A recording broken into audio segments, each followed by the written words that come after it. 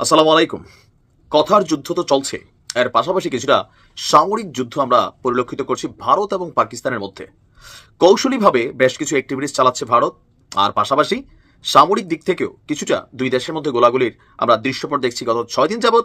তবে আজকে এবং গতকালকে ভারতের ভিন্ন রকম আরও একটা মুভমেন্ট ছিল, কিন্তু সেই মুভমেন্টগুলো আসলে কাজে লাগেনি, পাকিস্তানের হাতে ধরাশায়ী হয়েছে সেই মুভমেন্টগুলো।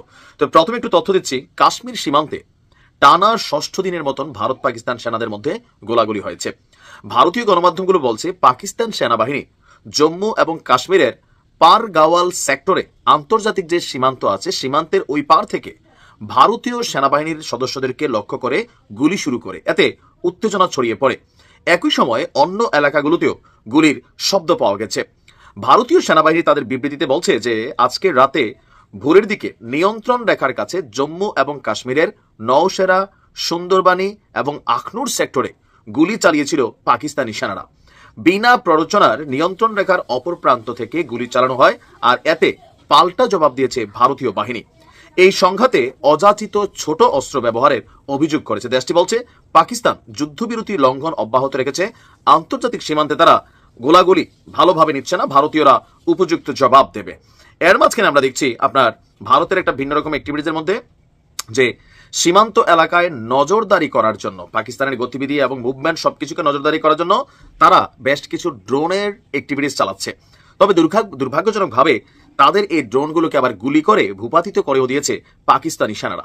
পাকিস্তান সেনাবাহিনী দ্বিতীয়বারের মতন 2 দিনে ভারতীয় কোয়াড কপ্টার যে ড্রোনগুলো আছে সেগুলোকে গুলি করে ভূপতিত করেছে। কাশ্মীরের লাইন অফ কন্ট্রোলে এই ঘটনা ঘটেছে। পাকিস্তানের নিরাপত্তা সূত্রের বরাতে জিও টিভি নিউজ তারা নিউজটি করেছে যে আপনার ঘটনাটি ঘটেছে সাতওয়াল সেক্টরে।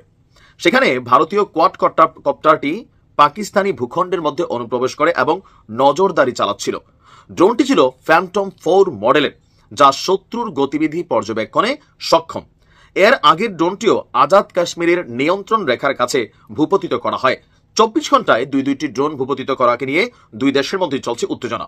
ড্রোন সংক্রান্ত যেই সীমান্ত লঙ্ঘন, এটাকে ভারতীয় সেনাবাহিনীর দায়িত্ব জ্ঞানহীন আচরণের প্রতিফলন হিসাবে দেখছে এবং পাকিস্তানের সার্বভৌমত্বের জন্য এটা হুমকি স্বরূপ মনে করছে পাকিস্তান সেনাবাহিনী।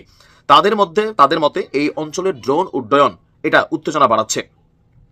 ভারতীয় কোয়াডকপ্টার ভূপতিত করা পাকিস্তান সেনাবাহিনীর পেশাদারী সক্ষমতা এবং অপারেশনাল প্রস্তুতিরও স্পষ্ট একটা বার্তা দিচ্ছে। প্রতিপক্ষের এই ধরনের উস্কানিমূলক কাজ আঞ্চলিক শান্তিকে অস্থিতিশীল করার ইচ্ছাকৃত চেষ্টা দাবি করছে পাকিস্তান সেনাবাহিনী আরও কঠোর জবাব দিলে পরিস্থিতি বদলে যেতে পারে বলেও শঙ্কা করছেন বিশ্লেষকরা। পাকিস্তানের সামরিক বাহিনী বলছে যে পাকিস্তান সেনাবাহিনী সর্বদা শত্রুর ভারতের যে কোনো আগ্রাসনের তাৎক্ষণিক এবং কার্যকর জবাব দিতে 24 ঘন্টা তারা প্রস্তুত আছে। সমগ্র জাতি প্রতিটি ফ্রন্টে শত্রুকে যথাযথ জবাব দিতে সশস্ত্র বাহিনীর সাথে আজকে ঐক্যবদ্ধভাবে দাঁড়িয়েছে। এমনকি ইমরান খানকেও জেল থেকে মুক্ত করে এই পাকিস্তানের দুর্দিনে বা ক্রান্তি লগ্নে একটা ন্যাশনাল টিম গঠন করারও কিন্তু আলোচনা চলছে। ভারত মুখে মুখে যতটুকু বলছে কার্যকরী ভূমিকায় তাদের ছোটখাটো যে ভূমিকাগুলো প্রতিবারই কিন্তু ধরাশায়ী হচ্ছে। এখন বড় যুদ্ধ শুরু হলে বোঝা যাবে যে ভারত আসলে কি প্ল্যান করছে, সময় বলে দিবে। ভালো থাকুন।